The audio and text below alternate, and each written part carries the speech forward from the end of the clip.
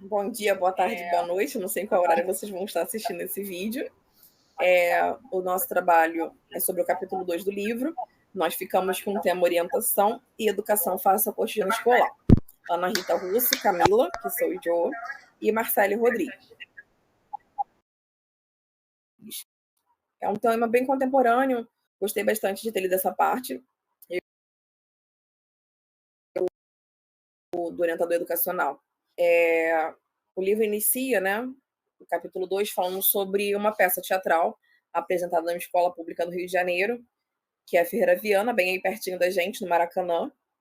E essa peça, ela aproveita a linguagem simbólica e foram retratadas cenas do cotidiano, como as dificuldades, conflitos, preconceitos, sonhos e ilusões que fazem parte da dinâmica escolar. Essa dinâmica escolar nada mais é do que o cotidiano, né? Aquilo que a gente vive dentro da escola. O livro também vem falando um pouco sobre as tendências pedagógicas. Eu vou citar duas das tendências e a Marcele posteriormente vai falar sobre algumas outras. Eu fiquei com uma tradicional liberal e daí eu fui fazer uma pesquisa, né, para relembrar um pouquinho do que seriam essas tendências pedagógicas. A tradicional liberal, ela foi a primeira a ser instituída no nosso país, no Brasil, e nela o professor é a figura central e o aluno é um mero receptor dos conhecimentos. É como se o aluno fosse um copo vazio e o professor ele vem, né, para trazer toda a luz, né, que é o significado da palavra aluno, né, um ser sem luz, e o professor ele vem para trazer essa luz interna dele para esse aluno. Então ele ingessa não, ele coloca bastante conteúdo nesse aluno, né, e molda esse aluno da forma que ele quer. A intenção dessa tradicional liberal é sustentada na ideia de que o aluno deve ser preparado para os papéis sociais de acordo com as suas aptidões. Diferente com a tecnicista, que ela prepara o aluno para o mundo do trabalho, essa vai preparar para os papéis sociais e vai ser de acordo com cada uma das suas aptidões. Então, no livro fala, a tradicional liberal tem a definição clássica, que o orientador educacional ele tinha um papel de ajustar o aluno à escola, à família e à sociedade, complementando com a formação integral para que ele fizesse opções de maneira consciente. Existia um modelo de homem, sociedade, escola e até orientação, que se organizava através de técnicas e procedimentos para resolver os problemas existentes. Era como se a escola fosse algo engessado, o que a gente sabe que é completamente diferente da nossa concepção atual, né? No conceito atual, a gente vê que a escola, ela muda cada dia o seu cotidiano e ela muda cada dia, né, a sua rotina. Se é que dá para a gente falar que existe uma rotina numa escola, né, no universo onde a gente tem diversos papéis diferentes, né, diversos alunos muito diferentes. E daí a gente tem mais um slide falando sobre a tradicional liberal, e ela fala sobre orientação individual ou em grupo para a solução do problema detectado. A instituição cobrava que o mesmo problema não voltasse a acontecer, o que para mim é surreal. Não tem como a gente não ter, né, o mesmo problema acontecendo de formas diferentes, mas ele acontece e acontece com muita constância. As escolhas dos alunos eram previamente determinadas e qualquer atitude pessoal era tida como desrespeito. A realidade social era vista como única, fixa e independente das instituições. Ao tradicional liberal, cabia ao orientador educacional ajustar o aluno a ter um nível de expectativa compatível com a realidade, através de uma visão realista de si mesmo e de suas possibilidades. Mesmo o sonho não podia ser muito diferente do possível. É como se colocasse esse aluno numa caixinha, né? Todos os alunos são iguais, daí a gente vai ter, né, o problema sendo resolvido e nunca mais ele volta a acontecer. Um mundo muito ilusório dentro de um contexto escolar, né? Aqui ele faz uma comparação, né, entre a pedagogia tradicional e a pedagogia renovada. O orientador educacional ele participa da elaboração de testes e instrumentos de medição, que seria o instrumento meditório, né? E na renovada, o orientador educacional acompanha o processo como consultor, esclarecendo o que caracteriza cada etapa do desenvolvimento, identificando mudanças, sugerindo atividades que estimulem tanto o crescimento do aluno quanto a ampliação e aprofundamento dos conteúdos. E daí a gente passa para a concepção progressista, que é bem diferente. Na tendência progressista, ela parte de uma análise, né, crítica dos resultados sociais e das realidades, sustentando implicitamente as finalidades sociopolíticas da educação, e é uma tendência que condiz com as ideias implementadas pelo capitalismo. Nessa tendência, o orientador educacional ele percebe a realidade social em constante transformação mediante as contradições e conflitos de classe que lhe são pertinentes. O orientador educacional deve fazer a mediação entre indivíduo e sociedade, possibilitando a inserção do mesmo no mundo da cultura. Colabora na aquisição do saber, que é construído no processo histórico e social da atividade humana. Aqui ele parte um pouquinho, né, dessa surrealidade que a gente viu na concepção tradicional liberal, e daí a gente vê uma coisa mais voltada para o nosso mundo atual, onde o orientador ele vai ver, né, a realidade social daquela criança, vai conseguir entender qual o meio que ela vive, qual o cotidiano dela, e daí ele poder, né, fazer uma orientação de uma forma mais acertada. Daqui a gente vê a dialetização, né, das relações, o como um ser real, o aluno e o concreto histórico. E a partir daqui, vou passar a fala para a Marcele. Olá, então dando continuidade à apresentação, a gente vai continuar falando um pouco sobre o papel do orientador, ainda dentro dessa concepção progressista, né? E o orientador ele tem papel muito importante na construção do projeto político-pedagógico, né, que é construído a partir do conhecimento do aluno. Ou seja, é considerado tudo que o aluno traz, né, as suas percepções, as suas vivências. E o orientador também, como educador, ele assume-se como ser político, percebendo a educação como parte do processo socioeconômico, político e cultural, que aí, no caso, traz também a concepção da educação, né, que é uma educação integral e que forma, né, e vê o indivíduo de todas essas maneiras. Né? O próximo, por favor.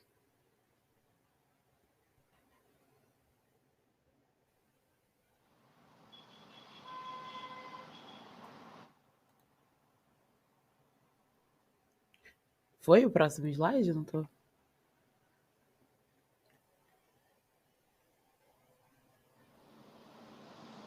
Camila? Ah, foi. E aí a orientação educacional ela deve fazer mediação entre esse indivíduo e a sociedade, né, possibilitando a inserção do mesmo no mundo da cultura. E ele também, né, colabora na aquisição do saber, que é construído no processo histórico e social da atividade humana. Então, o orientador educacional ele tem essa responsabilidade, né, esse papel de fazer essa mediação e de inserir também o indivíduo dentro desse contexto cultural.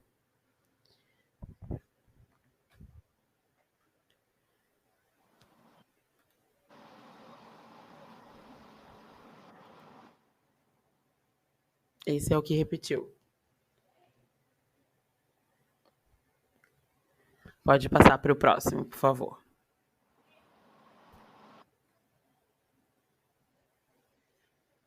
E aí a gente vê também, né, nesse capítulo, o papel do orientador em outras tendências. Né? Na tendência libertadora, ele tem a função de levar os educandos a entender o papel vivido até chegar em um nível mais crítico de conhecimento da sua realidade. E a principal abordagem é o diálogo, assim como questões problematizadoras trabalhadas nos grupos de discussão. Então, o orientador caminha junto com o aluno, incentivando-o a ser mais participante em seu grupo. Né? Ou seja, ele, além de fazer a mediação, né, e a inserção do indivíduo dentro desse processo, né, de aquisição de cultura, ele também faz, né, essa abordagem através do diálogo.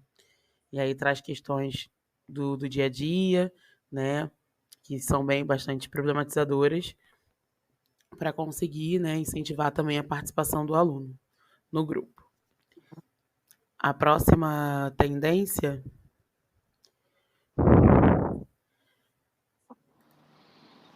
é a libertária, né? E aí o papel do orientador é diretamente com o institucional, valorizando a vivência grupal na forma de autogestão. Então, é chamar mais um pouco os outros participantes, né, desse contexto escolar.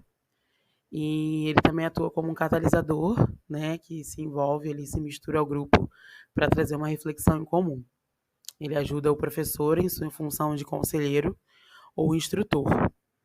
E as relações de poder, elas são discutidas com os alunos, né? Então, todo mundo exerce aí uma função de poder, porque essa tendência, ela recusa qualquer forma de autoridade, né? Na verdade, de autoritarismo, né? Então, todo mundo aí participa, né, de todas um pouco dessas funções também.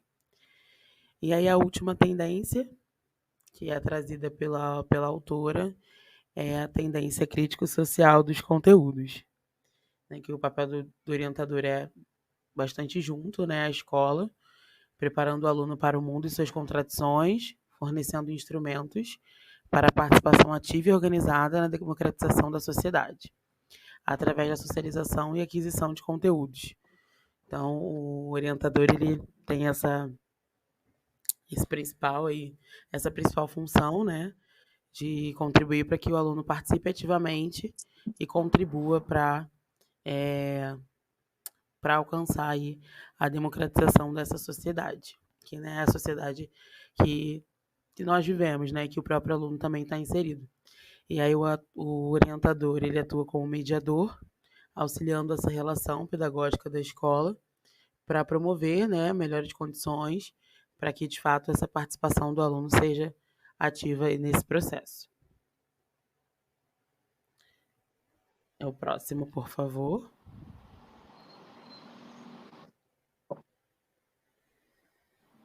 E aí ela começa, né, após trazer aí essas conceituações, né, ela começa a falar sobre o cotidiano escolar, né, e ela faz algumas perguntas para orientar, né, esse diálogo, e aí ela coloca, né, mas o que é cotidiano escolar? Quais são os seus limites? Quais são as noções que ele traduz?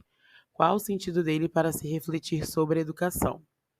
Qual o lugar das histórias de vida dos sujeitos, suas memórias, suas experiências, suas práticas, seus saberes, suas origens, suas etnias, para que ocorra o processo educacional?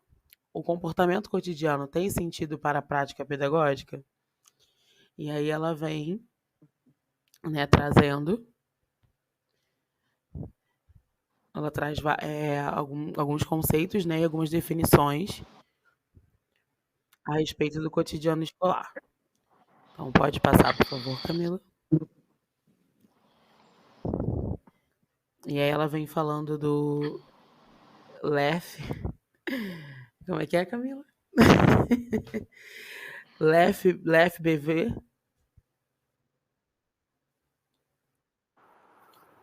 Lefebvre. LEF. Entende a vida cotidiana como um nível de realidade social, isto é, a vida cotidiana apresenta uma totalidade de conhecimentos, ações, reações, um conjunto de fatos históricos, políticos, sociais e culturais e econômicos também que se fundem em um todo. E também apresenta modificações ao longo da história. O termo cotidiano é o que designa a entrada da vida cotidiana na modernidade.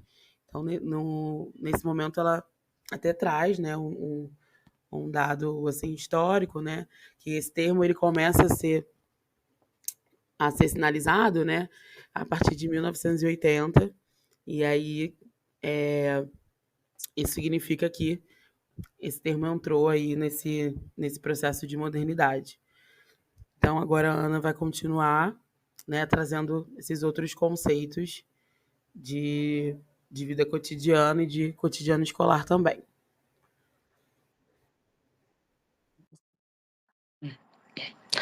Bom, dando continuidade à fala da Marcélia, falou sobre Lefebvre, né? Falando sobre a definição da vida cotidiana, que é um nível de realidade social.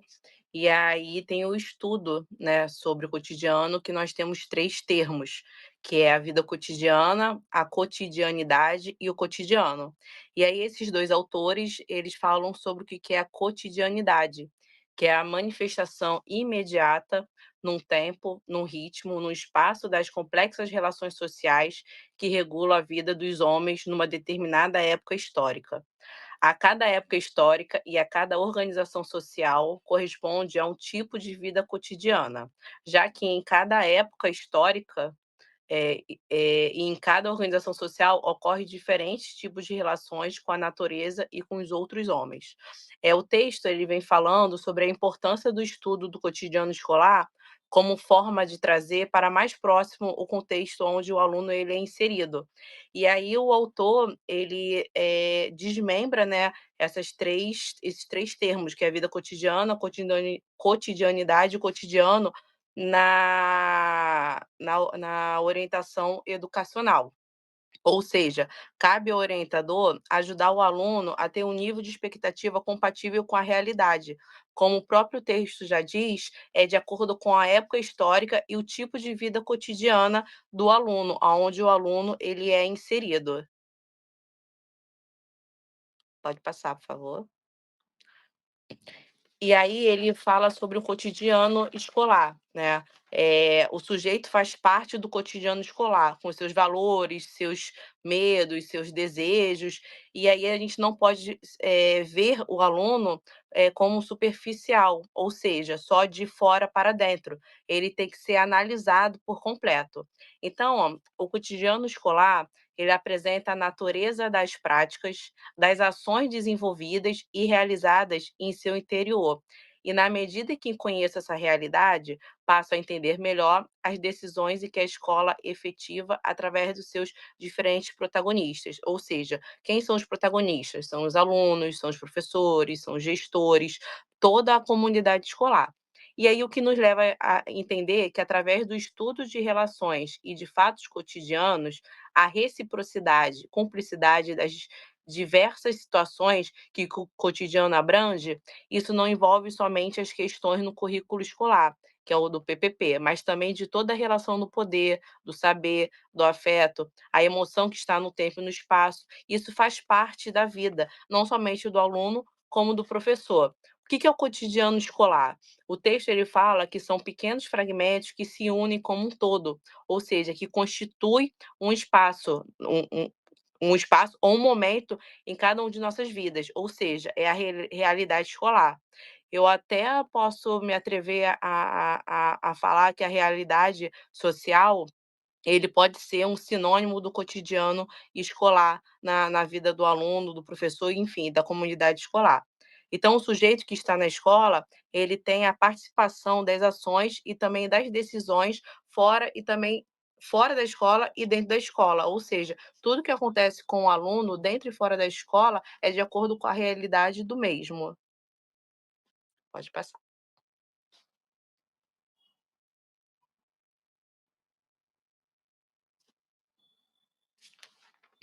No cotidiano escolar, aqui fala que é preciso levar em consideração a valorização do senso comum, do que é imaginário, das representações sociais e do que já convencionou chamar de realidade. Quanto mais procuro compreender os mecanismos da própria prática social que se configuram pelo cotidiano escolar, melhores condições tenho para analisar as rotinas e rupturas que ocorrem nesse interior. Ou seja, o cotidiano ele está implícito na cultura escolar e a cultura é o que o aluno carrega no contexto mesmo social. Ou seja, a orientação educacional ele vem dos professores, dos gestores, mas a gente não pode ver somente dentro da escola. Nós temos que ver também a realidade do aluno fora da escola, que também faz parte do cotidiano escolar dele. Então, assim, os usos, os costumes, saberes, as questões morais, tudo está ligado no espaço onde ele, ocupa, né, no dia a dia. E aí conhecer o cotidiano acaba direcionando a entender algumas questões que levam o aluno àquele tipo de comportamento. E aí a orientação educacional pode direcionar melhor o que ela a orientação educacional, ela pode, direcionar, né, a orientação já fala, orientar o aluno a ter uma prática mais, explícita, mais clara em relação às atitudes do aluno. Cotidiano escolar, ele nada mais é do que a apresentação das práticas sociais que ocorrem no dia a dia. Isso todo o aluno, de todo professor, ou seja, o cotidiano escolar é a mesma coisa do que as práticas sociais que ocorrem no dia a dia deles.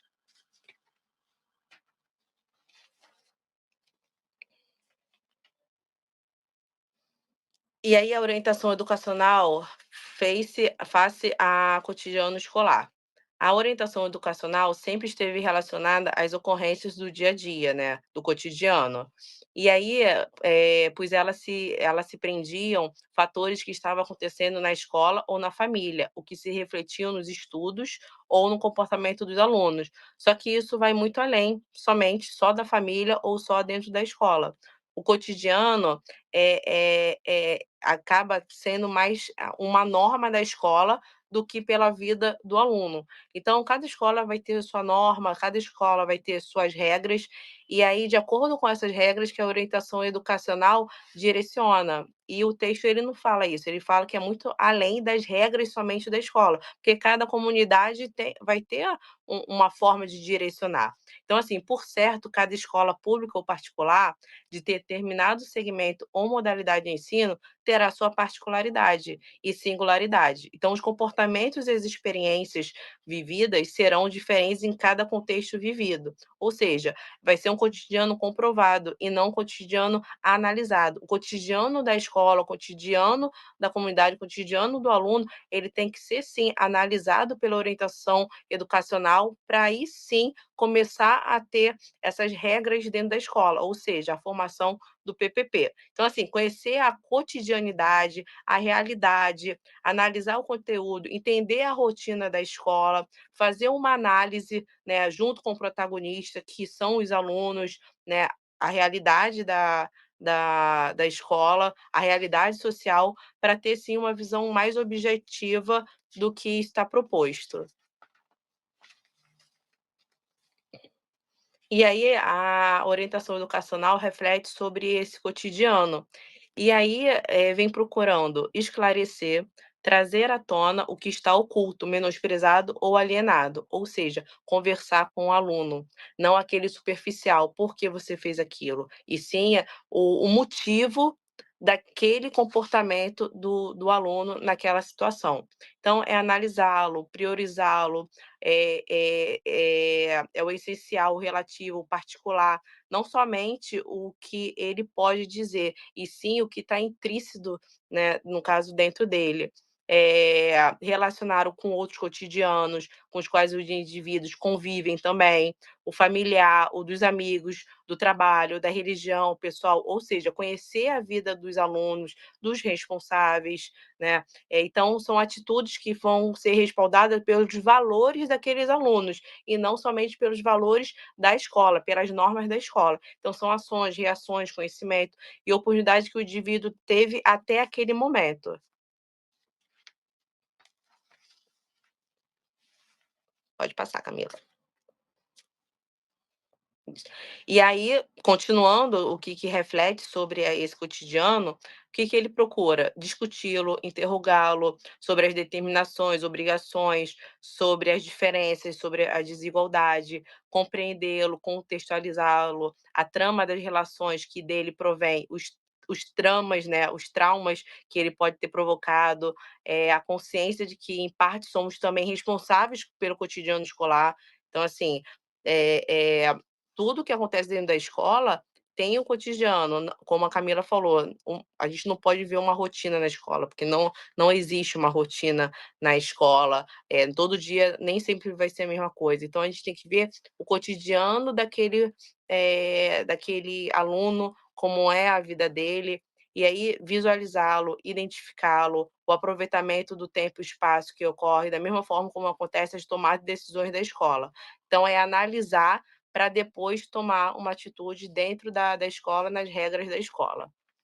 E aí, para finalizar, Sertur, ele fala que o cotidiano é um espaço estratégico de usos e estratégias, ou seja, é a arte de falar, é a arte de fazer e a arte de silenciar. Então, para a orientação, o cotidiano escolar é a arte de ouvir e de saber agir para melhor se disponibilizar para o outro e para a instituição, ou seja, é uma via de mão dupla. Da mesma maneira que o aluno ele tem que melhor se disponibilizar para o outro, para a escola também tem que fazer isso para o aluno. Eu achei muito interessante nesse texto, porque a visão do orientador educacional ele vai muito além de somente chegar para o aluno, para o responsável e falar o que o aluno está apresentando naquele dia, naquela semana, enfim, no cotidiano dele. Vai muito além. Então, é uma coisa que está muito de dentro para fora. Então, é conversar com o aluno, entender o motivo, entender o cotidiano, é muito mais profundo do que o superficial. E o texto, ele mostra isso. Eu também observei isso no texto. Vocês vão ouvir um pouquinho aqui no fundo alguns barulhinhos, né? Algumas musiquinhas, porque a Júlia está aqui do meu lado. Então, o que acontece? Eu observei também que o orientador educacional ele tem um papel muito importante, né? Crucial até nessa parte da gestão escolar, justamente porque ele tem que entender esse cotidiano, entender quem é esse aluno, a realidade social dele, para que ele possa moldar, né, da melhor forma a problemática que acontece dentro de sala de aula, na escola como um todo, né? Como a gente sempre escuta na sala de aula, na escola acontece de tudo um pouco. E daí o orientador educacional ele tem que estar ali aposto, né, para tentar sanar esse problema e resolver a situação.